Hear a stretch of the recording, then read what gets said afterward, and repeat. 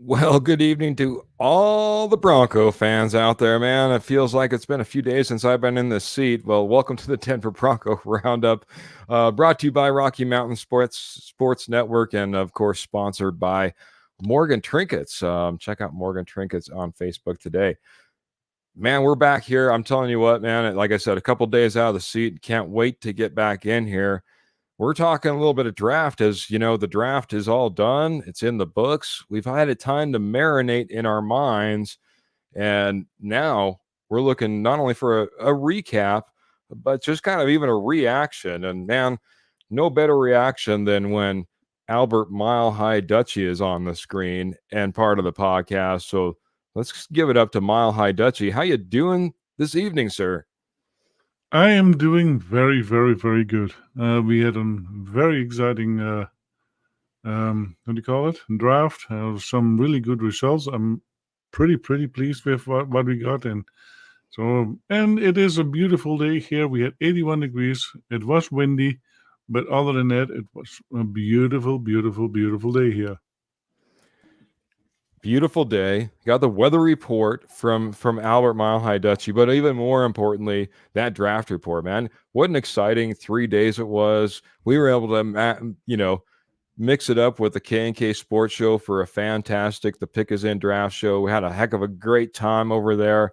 Had a lot of fun, and it was tiring. It was 16 hours, but we kept it going. Even the Rocket Man showed up. Mr. Trevor Salzman, just like he's showing up right now, showed up with tons of knowledge with it during the draft show, and I'm sure he's raring to go this evening. How you doing, Trevor? Doing great, Keith. Can't wait to get a little bit more perspective on this year's draft class. Kind of got away from the excitement, of the draft class and get a couple of days to think, watch tape and analyze, give our analysis of each and every one of these guys. So, looking forward to getting into that tonight and looking forward to a great show with all of our great posse. Like it, man. I think you might have just came up with a new term. We're all going to get into analyze. It's kind of like jazzercise or, doing some exercise on the side. Get your jumping jacks ready. Get stretched. Get warmed up, everybody. It's time for analyze of the draft, man. I'm up for it, buddy. I'm up for it. Patrick Wilson, we got to hit the posse because they're blowing it up. Appreciate y'all coming in here. Aloha, my boys. I'm telling you what, Patrick Wilson, Lion Coffee, lioncoffee.com. Head on over there. Fantastic stuff. Kept me powered throughout those 16 hours of draft. Kept the vocal cords loose. That's sometimes a little bit tough in 16 hours. But I'll tell you what, appreciate Lion Coffee and appreciate Patrick Wiltsey. What a fantastic supporter of the show. Just like Mr. Ernie Mays coming in here saying, go Broncos country only. I say, go Ernie Mays only. Appreciate you so much coming in here. Jay is in here. I'm sorry. Saying good afternoon, everyone. Good afternoon to you, Jay. Must be a little bit earlier where you're at. No, it's a little bit more evening where I'm at, but that's okay. Come on in whenever you're ready, sir. Kenny Kirkpatrick of the fantastic K&K Sports Show saying my DVR withdrawals are over. Welcome back, fellas and posse. Been a long couple nights without you. I agree, Kenny. Like I said, missing the seat, missing you guys, but at least I got my good friends, Trevor and Albert, to kind of keep me going throughout the night.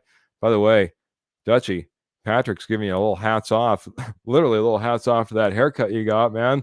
Took a few feet off, I think, even maybe at least a good foot off. Looking clean and tight and sharp, like I said before the show, buddy. Yep. I lost about at least 6-7 inches in length and probably about a pound of hair. I can only imagine. Neck's feeling loose, head's feeling a little bit lighter. Got a little bit of pep in your step. I can only imagine. Just like Michael Ronquillo walking into the show saying, "Good evening, Keith, Albert, and Trevor." Big hearts clapping it up. Good evening to you, Michael, and a big shout out to you, man. We were on the K&K Sports Show side of things on, I think it was day 2, and Michael came in and dropped some amazing stars, 5,000 stars during our Pick Is In draft show. Appreciate you so much, Michael, and I know the K&K Sports Show guys appreciate you a ton as well. Pearl was saying hello, and it was fun. Yeah, it was fun, this draft. Michelle's coming in saying, evening, gents, awesome draft, and you guys rocked it. Well, appreciate it. Scoops is coming in with a new rendition of Faith Hill's Waiting All Day for Tuesday nights, which is what he does every week for DBR. So congrats on the Knicks era commencing. Still have vocal fatigue. Yeah, I love it. I love it. Uh-oh. We got Salzer size. I love it. Man. Oh man, we're gonna have to get Oh. that. We're gonna have to get that figured out, man. We're gonna have to get a little segment all figured out for Salzer size. I love it. Man. Sis coming in here. It is big sis, by the way. It has to be big sis because I do have a little sis as well. So I know that Albert was trying to play nice, but big sis coming in here and saying, "Hello, gentlemen. It was an awesome draft. It certainly was. It was an amazing draft. We're going to be getting into it, recapping it, but make sure that make sure that I'm not missing anything major in the comments here, real quick. Patrick's letting us know if we're low on supplies. Just let him know. Appreciate that. Mr. Roger is coming in here saying, "What's up, fellas? Hope all is well. Sorry, work has kept me occupied." Man, I know how that is, Roger, but we appreciate every time that you can jump up in the podcast, jump up in with the posse, be part of the conversation. Appreciate you jumping in this evening. Roy's coming in saying, "What's up, guys? What's up to you, Roy? Always fantastic seeing you in here as well." And yeah, I think that's getting kind of caught up with the posse. We appreciate all the comments, everyone jumping in here, being part of the conversation. But we got to get into this draft, guys. And we'll just start knocking it off one at a time, man. It was pick number 12. The draft was a little wild to begin with. And when you factor in the Atlanta Falcons, there was a lot of people who thought, we should be trading up. Obviously, that did not happen. And we stayed put, and staying put, we end up getting that quarterback that everyone was prophesizing about. Trevor, talk to me. What was your instant reaction and now your reaction today about taking Bo Nix at number 12?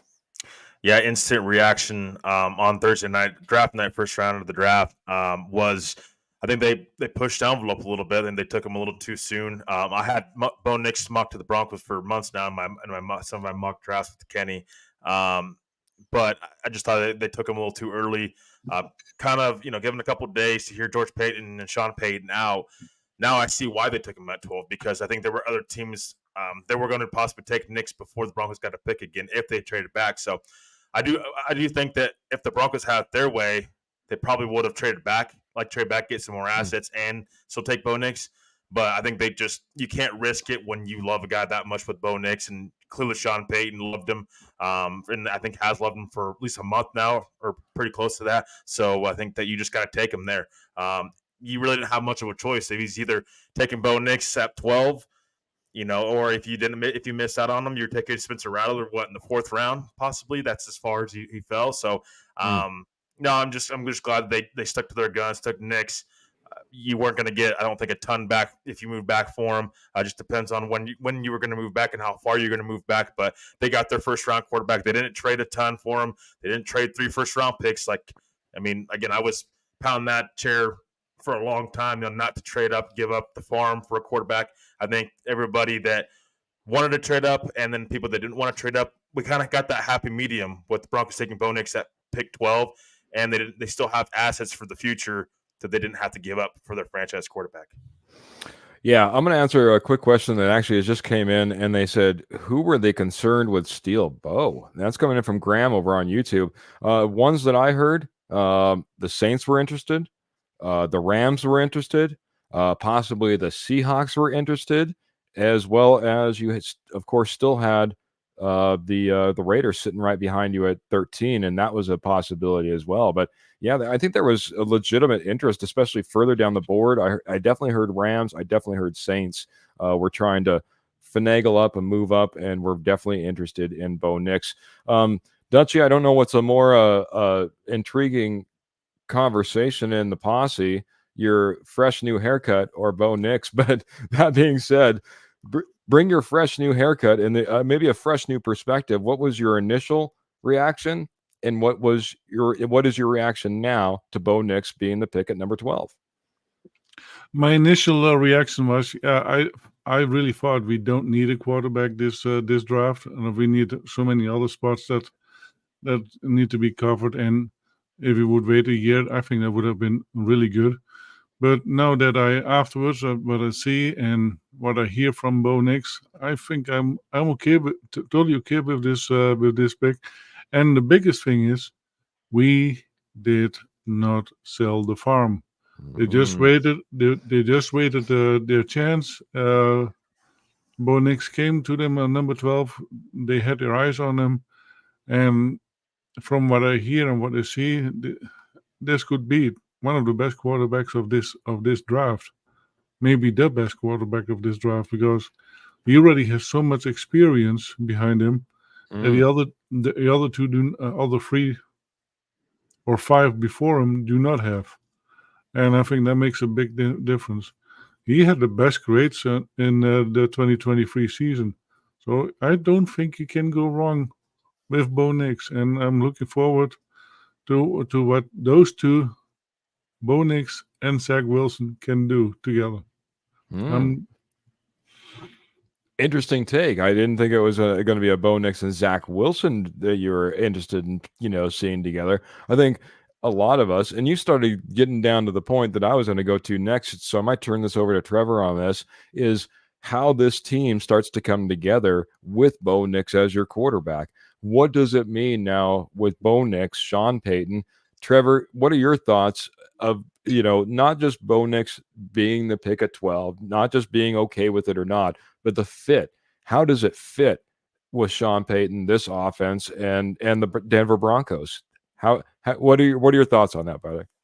Yeah, I think Bo Nix just fits, I think, everything Sean Payton could ask for in a quarterback. He doesn't have the biggest arm in the world. It's not an elite arm, but I think he can throw it deep. I think that whole narrative that, he can't throw the deep ball. No, he can throw the deep ball. It's not something he was asked to do overly a lot at Oregon. So I think that while he gets knocked for all these throws behind the line of scrimmage, blah, blah, blah, he was asked to do it. He did what he was asked to do. So for me, Bo Nix, he's a great processor, high football IQ, and I think you can kind of see that when you hear him in this presser when he's talking to the media. How and he talks about processing. He's talked about that through this whole process. I think Bo Nix just has a high floor. I think George Payton, Sean Payton think this guy can start from day one, and I don't think. I don't think he has to sit a year or any of that stuff. I think a guy like Drake May, Michael Penix, some of these other guys are going to sit a year. Bo Nix, what competition is there? Zach Wilson, but you didn't give up a ton for Zach Wilson. So, and I don't think they're bringing in Zach Wilson with the mindset of he's going to come in here and compete with Bo Nix. Maybe more of he's going to compete with Jarrett Stidham for the backup job. But no, I think Bo Nix just fits everything underneath what Sean Payton can do. And what Russell Wilson didn't do, he's the opposite of Russell Wilson, in my opinion. Can throw down the middle, can get the ball out quick.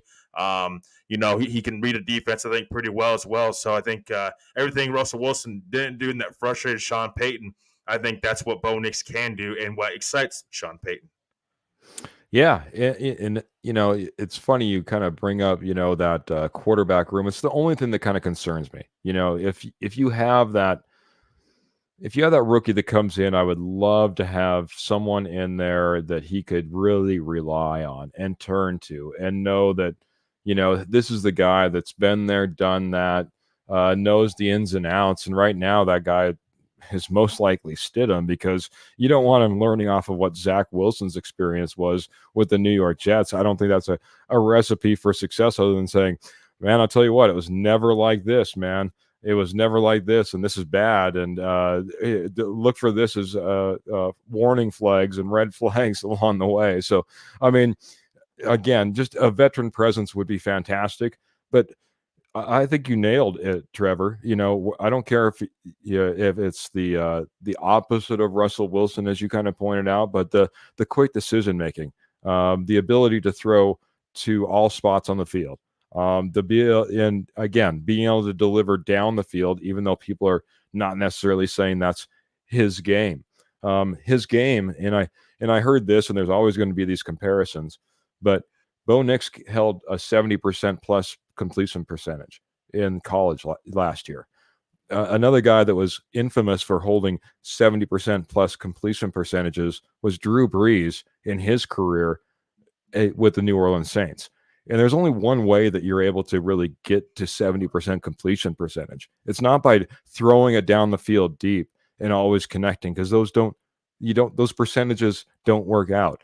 It's those short passes around the line of scrimmage, and it's the same thing that you see everyone say that Bo Nix is only capable of. Well, if he's only capable of doing what Sean Payton likes and what Drew Brees made Drew Brees great, I think we can sign up for that. I'm not comparing Bo Nix to Drew Brees, but I can say it's a great fit schematically for what we have going on. I'm going to scroll up to another comment, and I want to get to it. I'll start off with Dutchie on this one. I saw even an article, I think, that said Bo Nix and 6. And Roger's coming in here over on YouTube, and he's saying, will Bo start? I sure hope so. Albert, when does Bo Nix start? Is he a day one? Is he a Bo Nix in 6 games?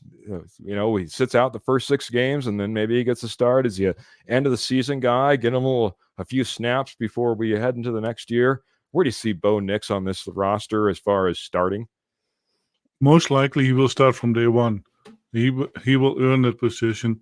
And to be and even the 2020 free stats, he had a 77.4% completion rate. So that is tremendous. And what they did, they got him in for on training. They gave him 6 scenarios or 6 plays, and he nailed them. He nailed those plays. So he already has a really good idea of what the book will come to be. Of course, there are about 600 plays that Sean Payton has. Are they going to implement them all at the time? I don't think so. But at least 150 plays they will have for him. And I think if he already can do 6 or 7 or a bunch of them in one night, in one evening, I think he is on his way to be the number 1 starter, and I sure hope so. And then Zach Wilson, he's going to be the backup because he is a player similar to Bo Nix. So what if something happens to Bo Nix? Nothing changes. Zach Wilson will just pick up where Bo Nix stopped. So I think that is a really, really good combination that they have. And I really hope that this is going to work out. Very nice. Trevor, Nix and 6, Nix from the start. When do we see Bo Nix take the field? Everyone's I think there's, it's funny, Broncos country might be split, but I think they're leaning a little bit more towards, hey, we're behind Bo Nix. I know there was trepidation at first, but when does Bo Nix get to see the field? When do we get to see him in Broncos country? I think they're not going to come out and say right away that Bo Nix is the guy per se, but I think that you're drafting him at pick 12, so he's a top 15 pick, and he's 24 years old. I mean, he's not 21. He's not Drake May. He's not 21 years old. I don't see them sitting Bo Nix the whole season if they sit him at all. He should be a guy, and I do think that he's better than what you have right now in the quarterback room. Jarrett Stidham has the length on Bo Nix because of he knows the system really well, better than probably Nix right now because he's been in it for a year. Zach Wilson, still new to the playbook, so we don't expecting too much from him. And I don't think the Broncos are anyways. Bo Nix is a guy that I think day one, I think right now he's an upgrade over what Denver has. In the quarterback room, and George Payton. If you don't believe me, believe George Payton. And I think Sean Payton kind of aligns with this. Is they feel like Bo Nix is game ready right now instead of drafting a 21-year-old quarterback. So to me, that says if they think he's game ready, that's now. That's the now. That's not next year. That's not the year after. That's not in 6 games. I think that's day one. I think that's now. And so I think you got to throw him out there, see what he can do. We don't expecting the next MVP candidate in Bo Nix this year. The expectations for Bo Nix should be, let's see what we can do to help better his game, and let's build off something with Bo Nix. Let's throw him out to see what he can do.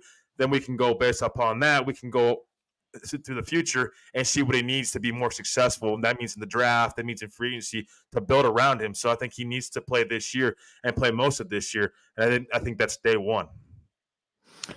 Yeah, lots of people on that same train, man. I don't think anybody wants anything else than to see Bo Nix day one, including the 4th horseman, hopefully joining us again very, very soon. Tried really hard to join us during the draft coverage, and it just did not work out. Sorry, Jody. We can't wait to have you back on. But he says, don't play games. Just start Nix. And you know what? This roster is in a better position than a lot of teams that are looking for a quarterback in the first round to try to put on their roster. A lot of times they talk about, it's the situation you land in. A great example, Bryce Young did not land into a fantastic situation, didn't have the team around him to really succeed. I don't care if it's the weapons you're talking about, the offensive line, the defense on the other side of the ball. There were so many ways that team had let him down. And now everyone, if that team and Bryce Young isn't able to turn around in a year or two, everyone's crying bust. He's done. He's a bust. He's out of here. He was the first pick in the draft. Well, sometimes when you're lucky enough to go 12th in the draft, things work out a little bit better in your favor. You're going to a team that's not as bad as those teams picking at the very top. Unique situation this year with Chicago because they had all the trades and everything. They're in a little bit better situation as far as the first pick. But Bo Nix wasn't the second quarterback taken. There's a lot of quarterbacks when you start talking about Drake May and you start talking about Jaden Daniels, I think we'll have a lot more struggles. But we're going to digress from those other teams. We're going to keep moving along in this draft, guys. I'm going to start with Trevor on this one. Trevor, Jonah Ellis out of Utah comes in. Again, we won't go initial reaction and the whole 9 yards. Let's just get into the player himself. What do you like about the player? How does he fit on this roster? And more importantly, what does it do for the overall edge room, I guess you could say? I'll let you start it off. We'll head up to Dutchy on the same topic. Yeah, I'm not very high on Jonah Ellis. I think anybody that watched our draft show probably knows that. I wasn't exactly excited about the pick when it happened. Not because it's an edge rusher, but because of the player. 6'2", 246 to me, he's just a little small for an edge rusher. Doesn't have a lot of pass rush moves in his bag. The spin move is probably his best move, in my opinion. He loves the bull rush on the outside shoulder of the tackle. I've seen him get knocked on his butt a couple times watching film on him a little bit. Yes, I think he's more of a speed rusher, in my opinion. I think he's a rotational edge rusher. I don't think he's a 3-down edge rusher, in my opinion. Not the greatest against the run. So for me, and honestly, on the board, I like Peyton Wilson on the board a little bit more. I know there's injury concern, but there's injury concern with Jonah Ellis as well. This is a guy that tore his shoulder last season. Now he's cleared now, but it's still an injury concern for him. So anybody that says, well, Peyton Wilson has injury concern as well, yes, I understand that, but he has more upside, in my opinion. And you still need an inside linebacker. Peyton Wilson has the upside. And I liked Jalen Hunt, the edge rusher that went to Philly in the same round. I liked him even more than I think Ellis because of his size and what he could do. So I just there's players on the board that I liked more than I liked Ellis when they picked him at. So for me, I give it a C+ grade for the player itself where they took him at. I think there's upside to his game, but he's got to have more tools to play with and not just be a guy that is just a spin move guy all the time. And I would like to see him just grow. I wonder also, Keith, if this is not more of a insurance of when Jonathan Cooper or a Baron Browning is if they are moved off of this coming after this coming season. Next offseason, they are free agents. I wonder if this is a move and more in that direction. Maybe this is a sign that they are moving off of one of Cooper or Browning after the end of the season. To me, it's more of an insurance policy than anything. All right, man.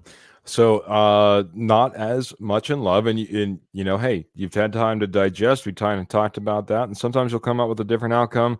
Trevor's kind of sticking to his guns. C+ grade. Wasn't overly impressed with the athlete himself. Thinks he could add a few more tools to his bag and maybe a few more pounds to his back end in order to compete here in the NFL. Albert, what is your thoughts on Jonah Ellis, our pick in the what was that, the third round? I'm sorry, making sure I have all my rounds right. Third round pick, edge rusher Jonah Ellis out of Utah. What are your thoughts, and how does he fit on this roster, buddy? Initially, I thought, hey, why do we need another edge? Because we had other spots that we needed to get filled.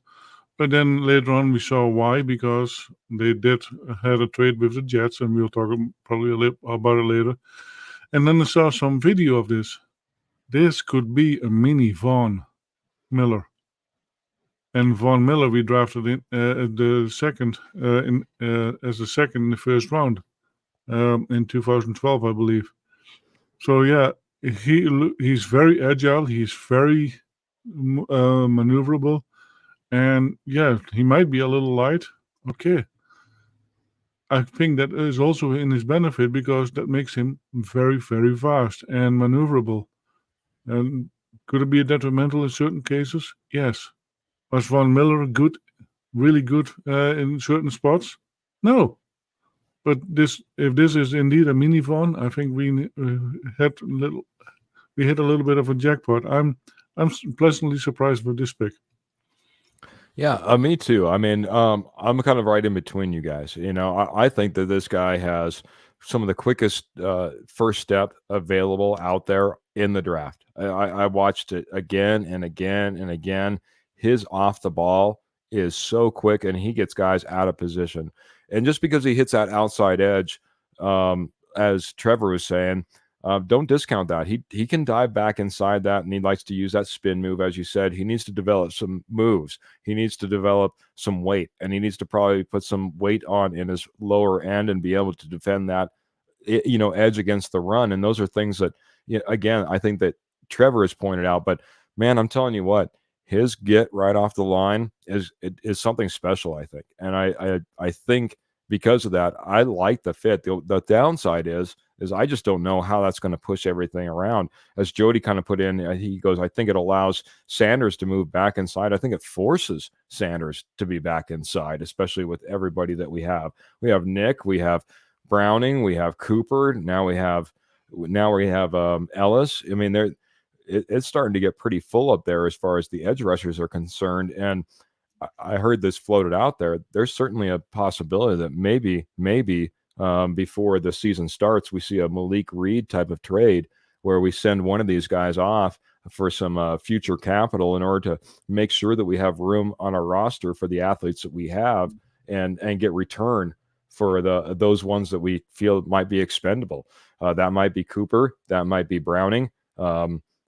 I doubt it's Nick Benito, but you never know. That's certainly, I guess, always a possibility. But Cooper might be the best shopping possibility to move on from, just because of his overall health and his overall performance on the field, in my opinion. So people are be taking a gamble on Browning, just like we seem to be doing every single year. So, but I again, if that happens to be the case, then really easy, place for Ellis to come in my mind, and be a factor on this roster right away, especially if we, like I said, we end up moving on. Speaking of moving on, guys, we'll move on one more draft pick here. Big excitement. Almost lost it in the moment. I remember when it happened, Albert, and I appreciate this, we had a long 16 hours of draft coverage, and we had great support from our better halves. And about the time that Albert was thinking our better halves of the pick is in, the Broncos were trading up. They were trading up big time. And I'm going to start off with Albert on this one, because he brought up I thought was a fantastic point about this being maybe a long-term plan, as Troy Franklin was traded up for top of the 4th round, 2nd overall pick in the 4th round. We trade all the way up and we select Troy Franklin. Troy Franklin, if you were watching any of those Bo Nix highlights, he was all over those, because that was the receiver he was thrown to a lot of the time. It was Mr. Troy Franklin. So we have an automatic, pairing of former teammates. But Albert took it one step further, and he brought it back one more year, and he started talking to us about Alex Forsyth as well. So, Albert, bring this all together for Broncos country and talk about all these pairings, bringing on Troy Franklin, trading up for him. Was it a good value? How does he fit on this roster? You're talking about that chemistry that he's going to have. Talk about all of it. Take the mic for a little bit, buddy. Yeah, I will do so. So last year we all thought, why do we need Michael Forsyth? He's a center that doesn't really fit in the scheme that we were thinking that we were going to do. Alex Forsyth, by the way. Alex Forsyth. It's okay. And so, yeah, I didn't feel much for that pick. But now, all of a sudden, hey, there's Bo Nix. They used to play together. Okay. And then this Franklin came in as well. Wow, now we have 3 players that work together.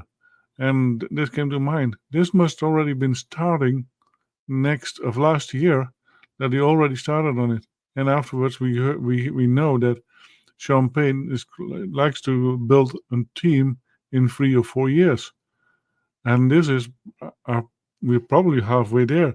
What will happen next year?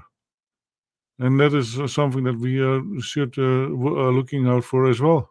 What is on the roster for next year, and who is going to play maybe for the Broncos next year? And then you already have that chemistry. They already saw. They already saw that while they were practicing with Alex Forsythe, taking the snaps. Alex Forsythe, what, policing to get Bo Nix of the impressions that Alex Forsythe had. And now you have that new wide receiver there. I think we're going to have a really exciting year to see. I'm glad that we still have some veteran presence in wide receiver field by Cortland Sutton. Jared Judy is now gone, so that opens it up.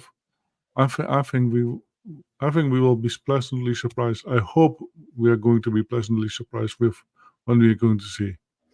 I thought if you go back and you listen to some of those pressers after the each individual draft day, one of the ones that they had with Sean Payton, and I'm sure George Payton was alongside of him, they were asking about Forsythe and Nix, and he says, "Oh, absolutely.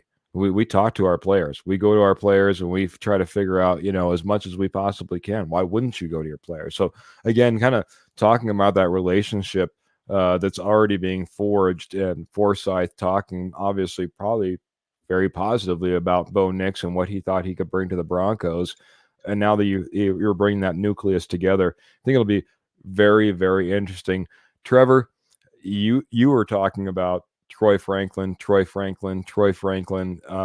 It seemed like forever through this draft. You were not present as Troy Franklin was selected during our show. But that being said, now you get to have a little bit more of a reaction and maybe a little bit more of a talk about Troy Franklin, his fit on this roster. And I really want to get into what it means for this wide receiver room, which now is starting to seem like it's getting a little over full. Yeah, I was brushing my teeth when I texted George Payton and told him that, we need to go up and get Troy Franklin. But, I mean, again, I like to pick. This Troy Franklin's a guy that I had going as high as the late in the first round, but could have went in the second round very easily. He's Bo Nix's leading wide receiver at Oregon the last 2 years. Speedy wide receiver. He's lengthy. Ran a 4.41 at the combine, and he's just 21 years old, guys. He's really young, honestly, for wide receiver. And so that's why I say, I think it does play a factor where I don't think he has to start day one because you have those veteran wide receivers. But it's nice to have that security blanket for Bo Nix in the future. Had an 8.8% drop rate throughout his career in college. And I think that for me, with Troy Franklin, again, I like the pick. I think the value was great. You got him in the fourth round when this guy was a guy that was projected to go at least in the second round. I was a little bit higher on him than some other people were. I just like him athletically, and I just like his length. But his route running needs to be a little bit more crisper too. I think if he can fine tune these little things about him, I mean, I think that the sky's the limit for him. I think he's got a lot of upside. It's probably one of my favorite picks that the Broncos made throughout their whole draft class. I think if he can bulk up a little bit more, he's 6'3", 187. Again, he's got that wiry frame a little bit, and he's just really, really skinny. So if he can get a little bit bigger as far as wide receiver, I think you have something with this guy. The hands, the drops, he's got to work on his hands. But I think, eventually this is a guy that I think could really help Bo Nix down the line. Not so much sure if this guy's going to be this year per se, but I think going into 2025 and on down, this is a guy that I think could really help Bo Nix. Again, is that safety blanket for Bo Nix. These guys know each other. I like the Broncos connected that. They have that connection with their quarterback and the wide receiver connection. I like how the Broncos were aggressive and went up and got this guy. I agree, man. It's funny. I've posed this to a few different guys on a few different podcasts. You might have seen around that are big Broncos related, but I want to get your guys' opinion really quick because this is kind of where I'm at as well. Where is Franklin's compared to Mims in his rookie year? Here's a guy that Mims we traded up into the third round for, but then you have Franklin, who was potentially a first-round talent. A lot of people thought at least a second-round talent. We get him at the top of the fourth, and everyone's saying he's a steal. So where does the comparison come in? Trevor, I want to start with you. Franklin versus Mims, in a lot of ways, they feel like a fairly similar receiver. Yeah, they do, Keith. I would say their route tree. I think they can both be more crisp in that game. They still got to develop that into their game a little bit. I really hope, and I think Sean Payton does as well. Marvin Mims has that figured out. You're not trading up that high just for an opponent returner and kick returner and a guy on special teams. You're trading up for that guy to be an effective on the offensive side of the ball. So, in a lot of ways, I do think Troy Franklin is kind of like Marvin Mims with just needing to working on your route tree and be a little bit more crisper in that aspect. But I mean, again, if you can develop these wide receivers, I think that you have something special. And in Franklin and in Mims, they have upside, they have potential. That's what you're looking for, especially when you're in those day 3 picks and round 2, round 3 picks. You're looking for guys not just for this year, but for down the line. How can you develop them? Their upside, so you can develop them into something. So yeah, I mean, I think their games are definitely similar. You're just hoping Marvin Mims can take that next step in his route tree and just become a better crisp wide receiver for this offense. I'll throw it over to Dutchy really quick. Maybe give me a 30 seconds response on Mims versus Franklin. Oh, I think we're going to have some really exciting stuff. And then don't forget, we also have, if Greg Dulcich is back in play, we're going to have now 3 really well done route running. And what kind of puzzles are we going to get on? Are we going to have on what do you call those things that you cannot get, a labyrinth of routes? Who's going to take who? I think we're going to have some really exciting route running going up. Dulcich through the middle, Mims and Franklin on the sides. Oh, I think we're going to have some really exciting moments on the field. Yeah, it's shaping up to be quite the wide receiver room. Again, I think it's there's a lot of questions though, and a lot of names that might be pushed around. There's still talk of Sutton maybe still being on the trading block, though Kliss has kind of came out and said that looks like he's staying home and going to be a Bronco. Hopefully they can work something out to where he's a little bit more happy, maybe get him a little bit more guaranteed money on his contract, get him into training camp on time then if that happens to be the case. I think Jody points out a good point that Franklin makes Patrick a maybe guy making the roster, because that's just it. There's going to be some pushing around. It's going to be tough to get all these guys on the 53, especially when you start talking about maybe some of the other positions that we end up adding here in just a little bit, and maybe the direction that this Denver Broncos team and this offense is going to look and maybe develop in comparison to what we maybe saw last year. But that being said, guys, I got to get to our sponsor, and it's a fantastic sponsor. It's Morgan Trinkets. And Morgan Trinkets is your home for Southwest jewelry, pottery, and estate gold at wholesale prices. So started 33 years ago in 1990. Well, I guess that's about 34 years ago. Again, I got to get that anniversary date from Pearl. But guys, I'm telling you what, they are experts in the business. Like I said, once nationwide, now they just focus on Southern Wyoming and Northern Colorado in all their shows, but mainly at Morgan's Trinkets on Facebook.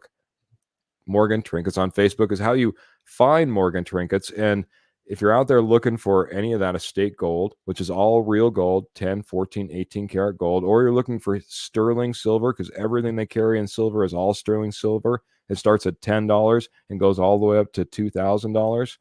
It's all free shipping if you put an order in over $50. And if you catch them at one of their fantastic shows, they take all major credit cards as well. So again, Morgan Trinkets, it's your headquarters for all Southwest jewelry, pottery, and estate gold at wholesale prices. Check them out today. Guys, I got to get over to, we got to continue to move through these draft picks. We're already 40 minutes through, and we're on to round number 5. And we've been looking and waiting, and heck, a lot of people had us mocked for taking a cornerback very, very early in this draft. We finally get one, Chris Abrams Drain. Chris Abrams Drain. Say that again one more time just to make sure I get it out nice and clear. Cornerback out of Missouri. Albert, what are your thoughts about Chris Abrams Drain, Missouri cornerback, and his addition to the Denver Broncos? it's a position that I know that we need some competition at, but we're also kind of expecting Riley Moss to maybe hopefully step up in this next year as well. Yeah, I do not know much about this player, but I do know that we have some players that were needed there, and I think we are going to have a very healthy competition, and maybe that will help your cornerback from last year, maybe as well a little bit too, and maybe he will step up and play. We don't know, but I think we're going to have a really exciting cornerback situation. Patrick Surtain got the fifth-year option, so that is really good to see, and I think it's going to be exciting. I'm looking forward to VJ is going to do with all of these new people in the defense, and we still shouldn't forget the linebacker from the lineman from the Jets. We should talk about him too a little bit. I think we're going to do that right after this pick, man, because that's about when I think it came through, around that 5th round pick when we were going through the draft. So we'll end up rounding up Chris Abrams-Drain with Trevor Rocketman Salzman, get his analysis, and then we can talk about John Franklin Myers that we end up trading for as well. But first, Chris Abrams-Drain, what does he add to this cornerback room, and is he competition for some of those guys that have been hanging around and we've been hoping to step up and be that starter along Patrick Surtain? Where does he line out, Trevor? Yeah, this is another depth draft pick in my opinion. Again, can't forget they also signed Levi Wallace as well, so more competition in the cornerback room. You have Riley Moss, and now you have Pat Surtain, Jaquan McMillan. We forget about him as well. There's going to be definitely competition in the cornerback room this year for the Denver Broncos. I like Abrams-Drain. I think again, 5th round pick for where they took him. This guy could have easily went in the 4th round. I think he went around a little later. Passer rating last year at 54.7. Can play in the slot and he can play on the outside, but again, for his size, 5'11", 178, I think preferred in the slot. Good athlete, not great athlete. Lacks in size with matchup with a bigger wide receiver. So not a lot of one-on-ones. You don't want that with him. But I really like football about Abrams-Drain. I really like he has a good eye for the ball. Especially those comeback routes. He really does a great job at covering up that. When he gets beat, he doesn't give up on a play. This guy that again has a high motor, in my opinion. It's a good tackler. Is improving as well. So this is a guy again doesn't have to start this year, but will push. I think guys like Levi Wallace and Riley Moss to potentially start in this year. But again, let's keep in mind he's a 5th round draft pick, so there's not going to be high expectations for this guy. But he will be pushing for, I think, a spot on this roster, and possibly could be pushing Riley Moss, who does need to show something this year, going into year 2. But I think he would be more competition. Just I would lower expectations because he is a 5th round draft pick, but something definitely in the pipeline that maybe this team will look for. Maybe not this year, but maybe the next year and future years. Number one guy on the Denver Broncos draft picks, as far as I'm concerned, when it comes to dog mentality. I love the way this guy plays. He plays with passion. He is in on every play. His motor is 100% going. I think he's 100% into football 100% of the time when he's on the field. I think even though you were saying he's not a tall guy, he's a shorter corner, I was really surprised on his ability to climb the ladder and compete with some of those taller receivers as well. He gets after it, and he's not afraid to mix it up, on tackling and getting his nose in there, whether it be screens or whether it be running plays.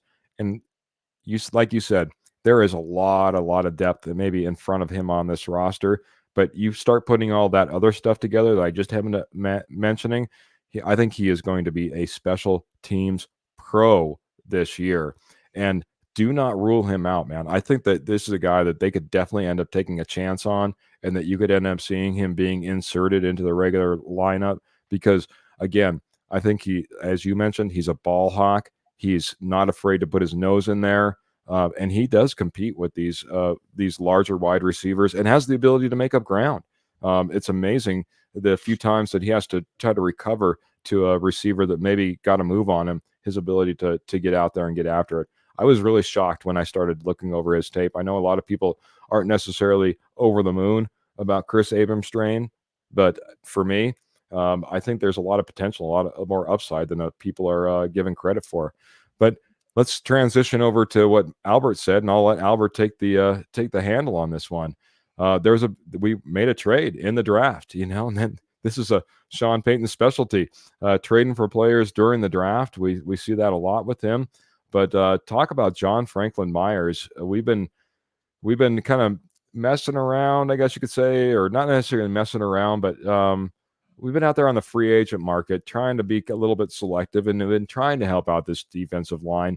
But this isn't just a little bit of help for the defensive line. Talk about, again, about Franklin's Meyer and what he brings to the Broncos, Dutchie.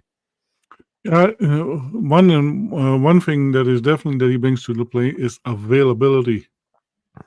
The last couple seasons, he has played all games.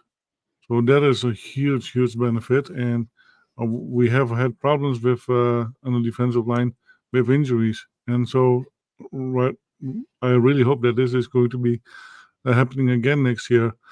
He's a really good he's a good run defender, but he also will go after the quarterback. And I think that will just help our D-line and the front on the D-line completely.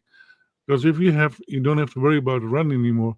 Now you can focus on the quarterback too, and you can go after the quarterback. He had 3.5 sacks last year. 5 he had the 5 sacks the year before. So yeah, it is a very very very good looking for our defense now, because I think now they can really blitz because they can stop the run. We already got another couple players in free agency, and now we have this one just for a 6th round pick. Yeah. Very inexpensive, and he's only 27. So he still has a good couple years in him, and I really really like that. And now that Drew Sanders probably is going back to the inside of linebacker, you might have something against the tight ends, or another pass rusher that can go for the middle. And I think that is what is so enjoyable in seeing what I can see that's coming. Yeah, new name coming in. I've seen Miss Miranda Miss Denverville around, but coming in and saying hashtag Broncos World Order. I just had to point that out. Trevor, John Franklin Myers, man. Quick synopsis of what he brings to the Denver Broncos. Yeah, I like this move. It might be one of my favorite moves that have actually what the Broncos did throughout the whole draft period. But this is a guy they've been working on for a while as far as getting into the defensive, getting on this team and helping this defensive line out. We've talked about it, Keith, multiple times. When are you going to address the defensive line? Yes, you got Malcolm Roach, but Malcolm Roach is a run stuffer. DJ Jones is a run stuffer. How else are you going to help Zach Allen? This defense was one of the highest blitz defenses last year. Why was that? Because you didn't get any push from your defensive line as much as you would want. John Franklin Myers, 6'4", 288 pounds. This is a guy to add the other side of Zach Allen. This is a guy that can stop the run. He can get after the quarterback. And, if you look at the sacks, it's not flashy. But this is a guy who can put pressure on the quarterback and can help Zach Allen out and help this defense out in general. You have to get an upgrade on the defensive line. And I'm glad that Denver addressed that. Another need that I really like they addressed it. And this can happen right now. They have a 2026 6th round draft pick for him. That's nothing for this guy. And they've restructured his contract. She's making $8 million fully guaranteed. That's a heck of a steal for a guy that PFF has rated pretty highly overall wise, grader wise. And so I think it's a very solid fit for VJ's defense. It really helps them out, I think. And we're going to see that more and more as the season pans out. I think it's going to help these edge rushers. Nick Benito, Baron Browning, Jonathan Cooper, it's going to help these edge rushers out as far as getting to the quarterback, help put more pressure on the quarterback just in general, and gets more push, and so will help stop the run and not put this defense in such a bad spot. Yeah, 100% agreed. This is a guy that I think that can maintain the pocket, I guess, or not in the main. That sounds like he's on the offensive side. He can put pressure on that pocket. He can collapse that pocket. He can hold his own in the gap assignments, and that's the big thing, especially along that front line. We saw guys getting pushed around and runs going all over the place. It may not be sexy sack numbers, but hey, if he's out there and he's again collapsing the pocket, maintaining his gaps, and making sure that we can be be those run stoppers and give those edge rushers opportunities. That's what we've been waiting. That's what we've been needing. That's what we've been waiting for. And you put him in a rotation with Roach. I think we're doing really well. Kenny points out something. First off, he's watching the Knicks game, which I understand. There's a lot of sports going on right now between the NBA finals and the NHL is going on. And heck, if even a few people are excited about baseball, check out our Rockies podcast. Settle the scores, by the way, on Friday nights. But that being said, he says, if anyone in the posse want a giveaway, please reach out to one of the guys so I can get that to you. 100%. We had some amazing giveaways on all of our on all 3 days of our draft show, the Pick Is In draft show. Please, please, please, and even as a reminder, and be on your honor system, guys, what you won, who won it, and what you won, and get us some addresses so that we can make sure we get these all out to you. I know that Albert was right on top of it. He got his out the door, and his award winner already received it, Mr. Roy Osborne, and we'll be getting pictures out on that as well. Roy was looking really, really happy. So I'm telling you what, guys, we're working right through this draft, man, and we're coming right up almost right up on perfect on time. So we've got John Franklin Myers, and we got him kind of solidified on this defensive line. I don't know. We talk about that again, trying to go out there, trying to find a guy that we could have found in the draft would have been impossible. Impossible. And yes, we're paying a little bit more money than we would be a draft choice, especially in the later rounds. That's because this guy's been out there, he's producing, and he's been out there starting, as Dutchie has been saying, time after time for the New York Jets. Let's face it, the Jets defense was considered one of the most formidable out there. To be able to steal a guy like that, be pairing him on the low end, I think, as far as what his talent is, and adding him to this defense, we're so much better off than anything we could have done in the draft. I guess that's where I'm kind of getting at. But guys, we talked about rooms that are filling up. This will be, we might have to kind of speed up through these last few ones, and that might be fine because we're talking about some later round draft picks, but can't be too speedy on what we just added in the running back room with Audric Estime, Notre Dame prospect, and holy mackerel, I think he's went viral all across Broncos country. I'll start out with Albert on this one. Audric Estime, just a beast in the backfield for the Fighting Irish, and now he's part of the Denver Broncos. A, what does he bring? And B, how do you see him kicking out maybe one of these guys in our running back room, because it's another one that's pretty full? Who's that going to be, buddy? Yeah, if it is going to be somebody, hopefully it's going to be Pirine, because Pirine is a little bit older in the teeth. But yeah, Pookie has to be careful too, because it could be Pookie as well. I think this new guy, he is a brawler, and he likes to bring the brunt. So yeah, I'm looking forward to see him in the field and change it up from Phil McLaughlin or and Pirine is a little bit more of a finesse guy. I think this one is. Oh, I see you. I have you in my marks. There we go, and see if you can hold me. I think it's a little bit of a Derrick Henry type of a running back. Absolutely, and we're going to say that he takes over for Jaleel McLaughlin, not Phil McLaughlin, because we don't want to put Phil back in the backfield. I mean, maybe Phil's great. Maybe Phil's good back there. Maybe we need to give him a shot, man. But this running back room is getting pretty full. We'll leave Phil out of there for right now. But Jaleel McLaughlin is back there, obviously. Pirine is back there. There's lots of different options, but Estime comes in as well, Trevor. How does this all fit, and how does Estime make the Denver Broncos different as far as the running game is concerned? Yeah, again, he's a fifth round pick, so I mean, like, temper expectations with this guy. He's 20 years old, so he's actually really young as far as in this draft class. Not the most speedy running back in the world. Ran a 4.71 at the combine, but he's bulky, he's big, he's mean. This is a guy that I think needs to get better in pass protection. That's why I'm not completely sold on getting rid of P. Ryan right now, because McLaughlin struggles at pass blocking. I think Estime is a guy that could improve there as well. And we know Javonte isn't the greatest at pass blocking either. So I think this is actually more of a Javonte Williams guy. I think as far as who could replace Javonte Williams, because Javonte Williams is going on the final year of his contract this coming season. So I think Estime, I wouldn't expect him to take over this year, but maybe going into 2025, again, one of those guys that maybe we don't see right away, we see down the line, could take over for Javonte Williams. But what I like with Estime is, again, he's hard to bring down. He's a guy that I think if you are on the 2-yard line and you need to get it in the end zone, he's a guy that I would absolutely, be using in certain circumstances. But I value pick wise is a guy that I really like here for Denver. You can't really go wrong with picking a guy here in the 5th round that has what he has to offer to this team. Just a guy that, again, I'm not saying that he couldn't compete for the starting running back position, but I would expect down the line would be a guy they would more so turn to. And let's see what Javonte Williams can do this year if he can come back 2 years removed from that big injury that he had. But maybe down the line could replace Javonte Williams more so. Hopefully he's just a developmental guy, in my opinion.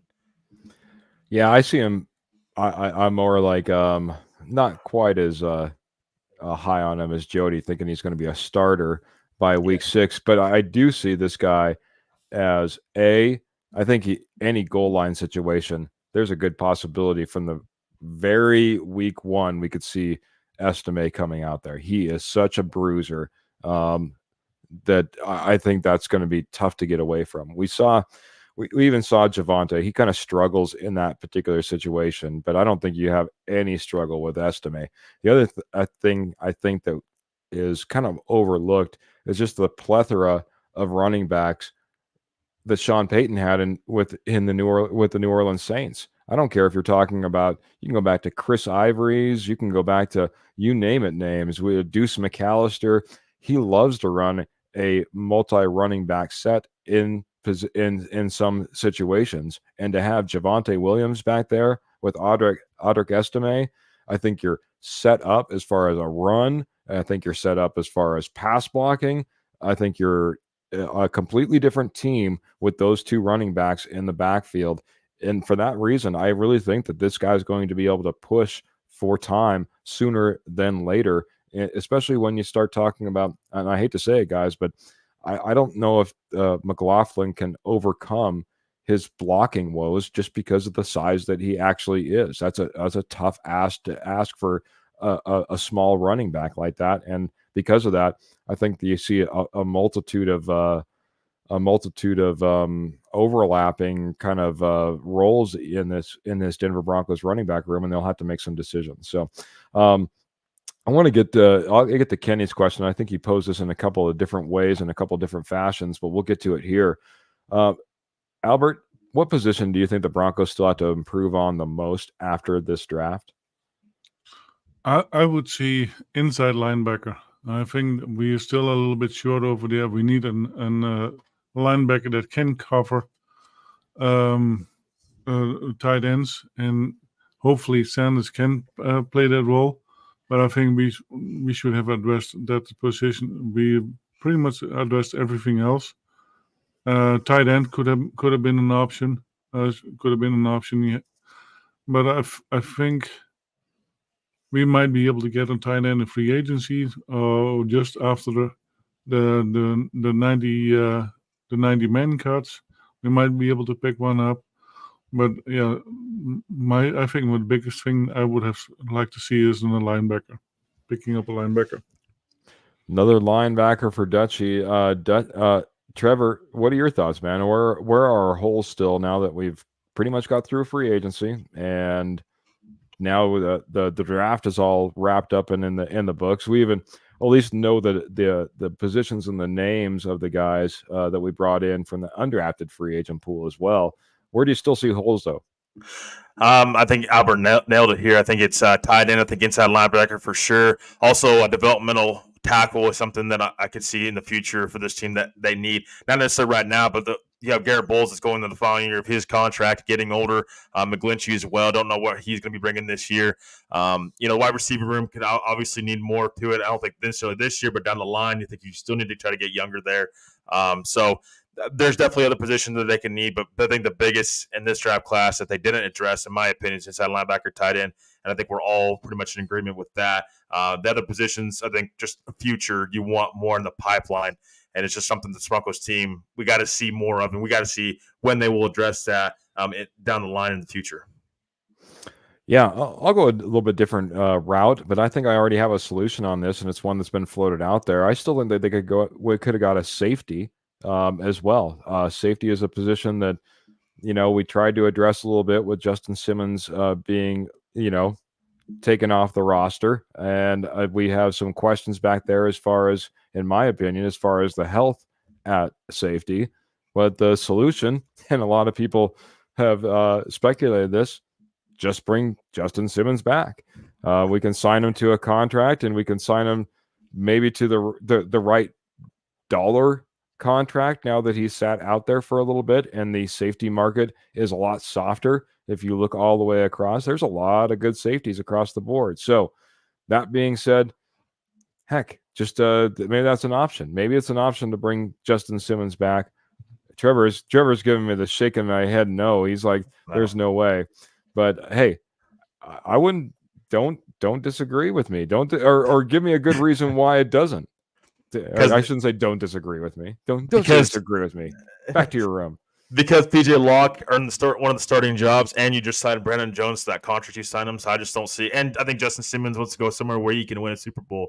I don't think he's doing that here in Denver. I know we would love to see Justin Simmons back, but I think he's going to go to a team that is a Super Bowl contender, and you already have your safeties. Don't forget Caden Stearns and JL Skinner as well. So I think they all already have their safety room probably intact, at least for this year. I don't know what the future is going to hold. We don't know how Brandon Jones is going to do in a full-time role and be consistent, but PJ Locke as well. So for right now, I think they are pretty set at safety. I don't think Justin Simmons coming back to Denver. I hate to kind of put that to bed. I just don't think it's going to happen. I don't like you anymore, Trevor. Got my angry face on, man. No. Hey, I'm still concerned about PJ Locke, and there's nothing that has us locked into PJ Locke. I understand that we may have went out and made a free agent signing, but we all know we didn't go out there and we didn't break the bank trying to get him. It's not the premier safety back there. Justin Simmons is one of those premier guys, and he's been out there on the market. And I know that he wants to try to get with a winner, but I'll tell you what, this Broncos team is looking more and more like a winner than we did at the very beginning of this offseason. And I feel better about where we're at, and I wouldn't rule it out. I just wouldn't rule it out. So got to say hello. We got a brand new friend, I think, joining in here. I got to find where the comment is at, because Edwin Vargas, I believe that is, coming in saying, let's go Broncos, from Fayetteville, North Carolina fan group. Appreciate you joining in here, man. We try to get out to a different fan groups and be in touch with us, and or so that you can be in touch with us. So we appreciate you jumping in here and being part of it, and then especially a little bit later evening over there in Fayetteville. So yeah, another new name. Sorry, checking the private chat as well, making sure that there's no big issues going on in the background. All right, guys. Final couple of picks, man. We'll go rapid fire on this. When it comes to Devon Vele, I'll go to Trevor first. Devon Vele, again, a wide receiver room that seems like it's adding up and stacking up. Why Devon Vele, and what does he bring to the Denver Broncos, and how does he fit? Yeah, Devon Vele, 6'5", 210, wide receiver out of Utah. Broncos picked up in the 7th round. Long, lengthy frame for me. Doesn't do much after the catch. A little skinny. He has strong hands, though. 26 years old, so he's a much older prospect coming into it. I think he's going to be good at one-on-one pass catcher, deep balls is for sure. Ran a 4.47 at the combine. I like Valle here. I think that he's probably a special teamer if he makes the roster. Again, this is a deep wide receiver room, so I'm not sure how much production he's going to be able to bring in through this year. Again, he's got to make the roster, 7th-round pick. It necessarily is not a lock to make the roster in general.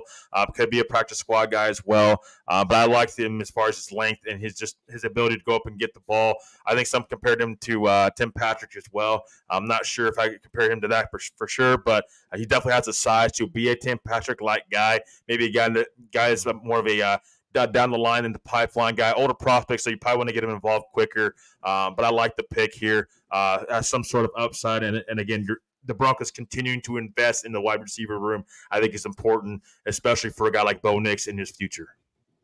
I like it, bud. Dutchy, quick wrap up on Devon Vele. I see him more like a guy for in the red zone. When there's a red zone, put him in the red zone because sure hands and lengthy guy. So yeah, he might get free, and you can throw because Bo Nix has very sure hands to throw. So yeah, a red zone guy, and I would like to see him in that kind of situations. Yeah, I would agree. I like the comp of kind of a Tim Patrick. It seems like a Tim Patrick that needs to kind of grow into his body to be a Tim Patrick. But a lot of similarities. He can certainly go up in the contested catches. He doesn't mind going over the middle. He's a lengthy guy. He's a possession type of receiver for you. Does have some development, and I think we'll have a hard time, obviously, cracking that 53, as a lot of people are saying, as well as the host on the show, probably a practice squad type of guy. Last one as far as draft picks go, and then we'll hit just a few of the undrafted free agents. I was talking about that, Trevor, before we got on the show, and Albert as well.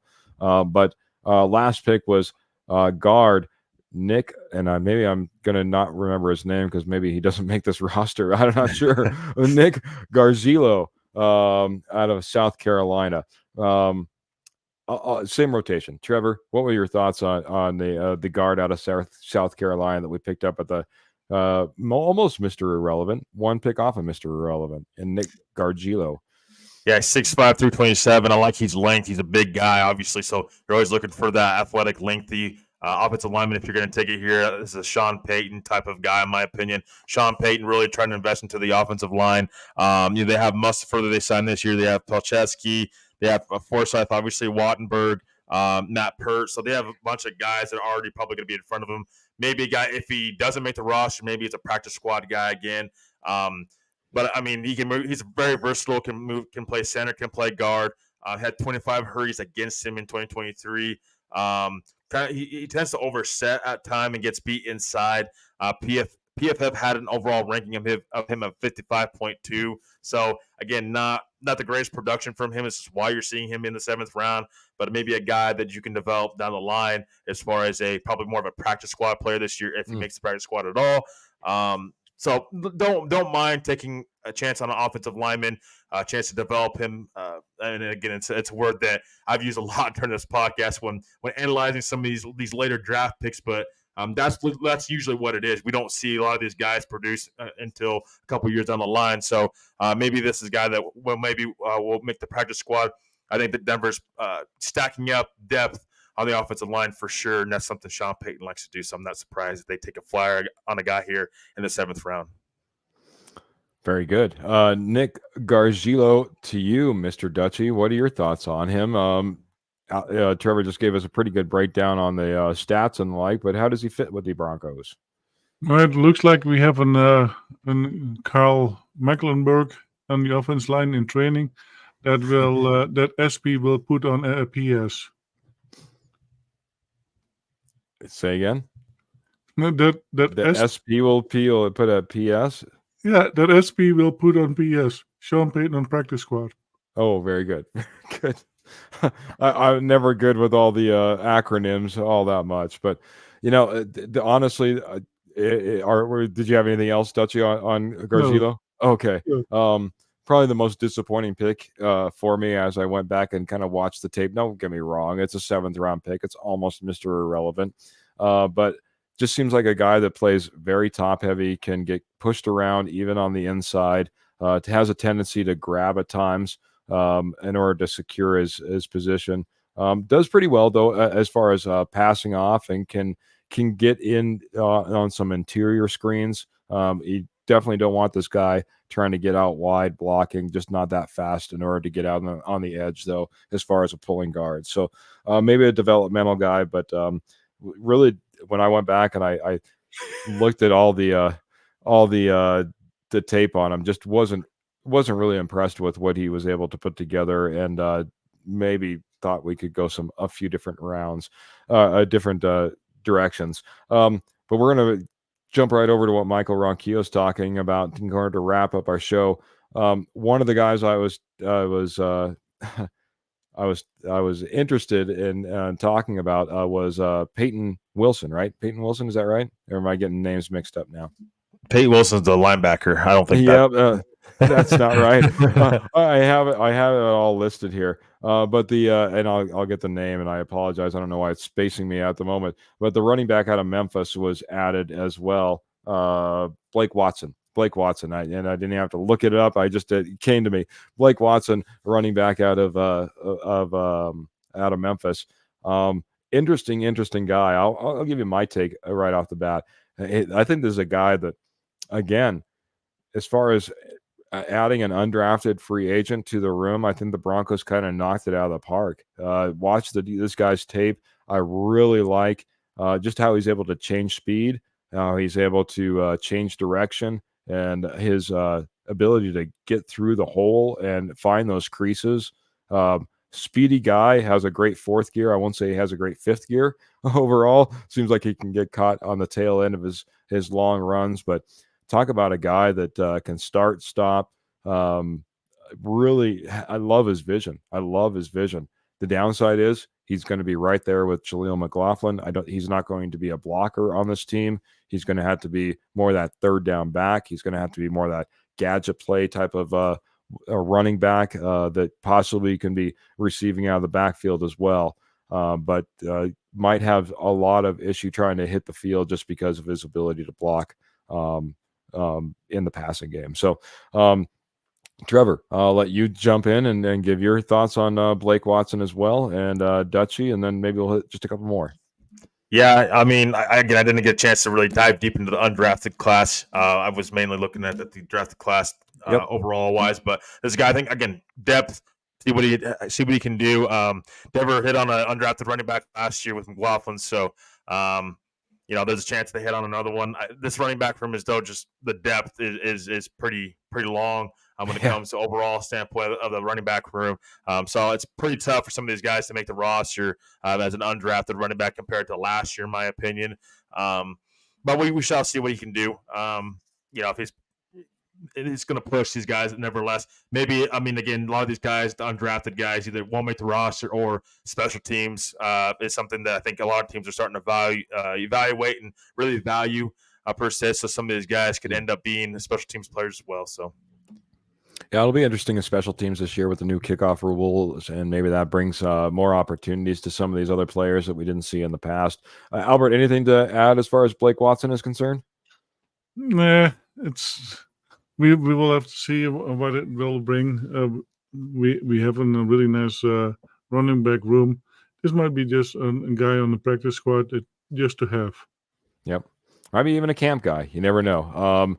I'll just hit two more that really stood out to me. You guys can give any thoughts you want on there. I'll hit the first one because I just saw Perot coming in here. I'll rearrange. Colorado School of Mines, John Macha actually got a invite. Wasn't an undrafted free agent, has not been signed, but has given a tryout. And hey, this is a guy that since Pearl has brought him up, I've had to go back and take a look at. And this guy is exciting. He was even referenced in one of the press conferences with Sean Payton and George Payton, and talked about bringing him in, and they were a little excited to bring him in and see what he was capable of. Interesting prospect out of Texas, and I'm excited. Again, maybe just maybe this is a guy that can come in, wow some people, and take away a third spot on this roster. You never know the third quarterback on this roster. Or keep in mind, guys, now it's a little bit more flexible in order to keep another quarterback on your roster and be able to bring him up. So gives a lot of flexibility. But I'm excited at least for the opportunity that John Mach is going to have coming in and being able to try out for the Denver Broncos and maybe get a little bit more of a look from a NFL team and give him another opportunity to have a look from another NFL team if it doesn't work out for the Broncos. But any other thoughts on John Macha? Albert, I'll go to you first. Yeah, it is in Colorado prospect, if I'm not mistaken. So it might bring a little bit fire against into play for the Coloradians, or however you want to say that. And let's see if it works out. Dinutzi might be indeed bye-bye. We don't know. It's right now they have 5 quarterbacks, if I'm not mistaken, and they can only have 3 on the roster. Yep. Maximum. Yep, it's going to be tough for him to break in. But again, I love the opportunity, and I love that they're giving him a look. Trevor, anything else to add on John Macha and the look that the Broncos are giving him? I think at most, he might be a practice squad guy. It's probably what he's mainly working out for. As much as they might love him, they did just take a quarterback in the first round of the draft, and you just traded for Zach Wilson. So, and you have Stidham on the roster. So, guys with the NFL experience, it's really hard to bring in a guy that undrafted rookie quarterback that to oversee those guys. So, and possibly pass him on the depth chart. So, again, practice squad guy probably, but I'm glad they're giving him an opportunity. Of course, a Colorado guy myself. I appreciate that, of course, and I'm taking a serious look at him. Do all the research and as possible on him as much as they can. So he's just a practice squad guy probably if they like him enough. But yeah, it's really hard for him to make an immediate impact on the active roster right now with where Denver did this offseason at quarterback. Yeah, it's a long shot. But like I said, a guy that put up really impressive numbers at a very, very small school. And like I said, at least give him an opportunity to go out there, cut it up, maybe get some tape out there that he can pass on to a few other teams. And who knows what can be. Hope for the best for John Macha. And I agree. He's smart. He's accurate. He played above his level of college that he played at, I would say, in general. So last one I want to get to, guys, and this is the one that I like the most. Go ahead, go out there, watch some tape on him. I know Trevor's trying to get caught up on a little bit of this as well as far as the undrafted free agent guys are concerned. But this was a top priority. This is a guy that a lot of boards maybe had going in the 6th or the 7th round.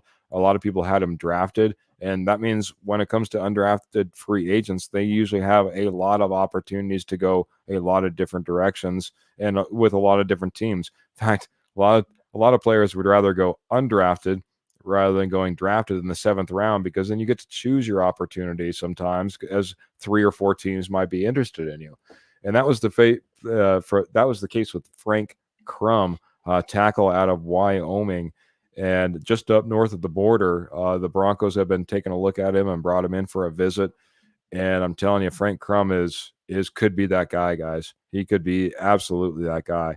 Left tackle, big, lengthy guy. It just absolutely gets after every single defender. I watched a great cut-up tape of him playing against Georgia, I believe it was. And I'm telling you what, Georgia defense, trying to take care of a Georgia defense, that's not an easy one. And Frank Crum, just played it amazing. Can easily shift inside and outside. Big, long, tall guy. Only thing I'd say is he has a little bit of tendency to grab at times in order to secure his position, but we see that a lot of times from a lot of different tackles, and can get a little bit confused with some scheming on the inside. Some zone blocking scheming. So that being said, though, Frank Crum is my pick, guys. If there's going to be an undrafted free agent for the Denver Broncos to make the 53-man roster, it's my guy, Frank Crum, undrafted free agent. So, Albert, anything to add there? It is good to have a guy like this. He can get acclimatized to the NFL. Let him sit after behind Derek Bowles of Garrett Bowles, and then have him maybe take over the year after, because Garrett Bowles will we'll see an end with the Broncos pretty soon in the near future. And if Frank Crum can take over his position, at least as a depth player, yeah, absolutely, we needed one there. Yeah, absolutely. Could use some depth as far as that offensive line is concerned. Trevor, I know, like, again, you haven't had a whole lot of time to look at these guys. You'll be looking at them more, and we'll be talking about them more in the future. But any thoughts on Frank Crum before we get out of here? Yeah, again, I like his athleticism. 6'8", 313. It's a big guy. I probably a developmental tackle. If he makes a team, it would be a practice squad guy. Probably you said for a year and see what happens. Try to develop him. It's never a bad idea to try to develop within the trenches. I think that's what Sean Payton kind of likes to preach a lot as well. He's going against a lot of competition. They brought in as far as on the offensive line. So I just don't see him probably making the 53-man roster. But I think he's a guy that, he absolutely could. He's very athletic and could definitely do it. But there's a reason, productivity-wise, why he went undrafted. So we have to keep that in mind as well. But certainly a guy that I'm pulling for, being he's a Wyoming guy. I like to see the Broncos kind of dip their toe into being a Wyoming, taking a look at guys at Wyoming. So, but definitely a guy that hopefully will make practice squad. And I like him as far as his athletic-wise. I like him. Just got to see what he can do on the field, and hopefully he can learn and develop behind a couple of these other guys. Yeah, I think there's certainly a possibility. Like I said, he's my favorite, to possibly make this undrafted free agent to make the 53-man roster. I think he's going to be pushing like an Alex Palczewski very, very hard as far as an offensive lineman that could possibly make this 53-man roster. Kenny's wondering if you're going to be trying out for nose tackle, Trevor. Need to throw those 2 sacks in versus 2 sacks a game versus Mahomes. What do you think, buddy? Yeah, I don't know. Get after it.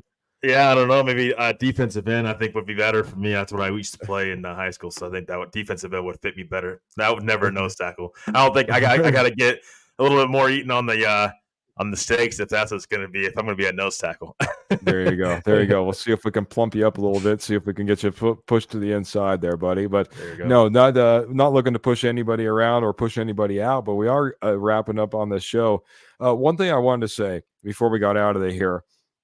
We just went over all these different draft picks, guys, and all the way through 7 rounds, and then we touched on a few of these undrafted free agents. And this is the first year. This is the first year that I really feel like maybe the streak is ended. And the streak I'm talking about is that streak of undrafted free agents that have made the 53-man roster. And what does that mean? That means that for me, the Broncos are getting better. Let's face it, everyone's like, yay, we're so good. We get one of those undrafted free agents and we get them on our 53-man roster year after year. But let's face it, if things are going well for you, you're not looking for undrafted free agents to be playing.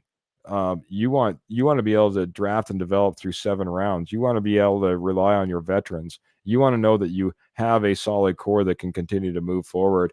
And if this is the one year that we don't see an undrafted free agent make the 53-man roster, I think there's nothing that would make me more happy.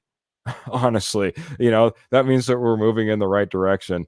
And Broncos country, I'm very, very excited about the way this draft class was put together, the way this free agency was put together, and you marry that all together and you rewind back. And I was thinking about this not just a few months ago, and Russell Wilson's gone, and the contract that we'll have to eat, and how terrible we're going to be, and how many holes we have across this roster.